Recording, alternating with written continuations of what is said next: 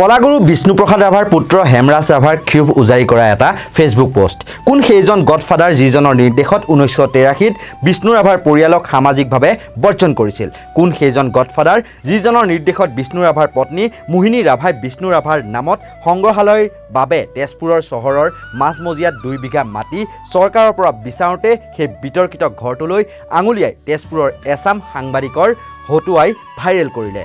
কোন সেইজন গডফাদাৰ যিজনৰ নিৰ্দেশত তেজপুৰ চৰকাৰী বালক বিদ্যালয়ৰ শতবাৰ্ষিকীৰ সাংস্কৃতিক অনুষ্ঠান মুকলি কৰিবলৈ গ'লে বিষ্ণু ৰাভাৰ পত্নী মোহিনী ৰাভাক গুৰুলকৈ মাৰা হ'ব বুলি মোহিনী ৰাভাৰ ঘৰত আহি সাৱধানবাণী শুনাই গৈছিল? কোন সেইজন গডফাদাৰ যিজনৰ নিৰ্দেশত মাত্ৰ 417 টকা খাজনাৰ বাবে বিষ্ণু ৰাভাৰ ঘৰ পৌৰসভাই নিলাম কৰিবলৈ আহিছিল? কোন সেইজন গডফাদাৰ যিজনৰ নিৰ্দেশত বিষ্ণু ৰাভাৰ সমাধি নিৰ্মাণত তেজপুৰৰ এছামে বাধা দিছিল?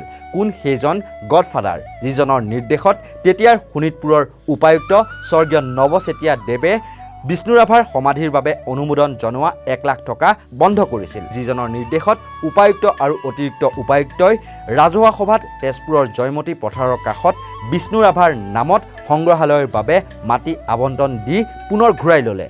সেই গডফাদাৰজনক অসমৰ ৰাইজৰ সন্মুখত আত্মপ্ৰকাশ কৰিবলৈ আহ্বান জনায় হেমৰাজ ৰাভাই।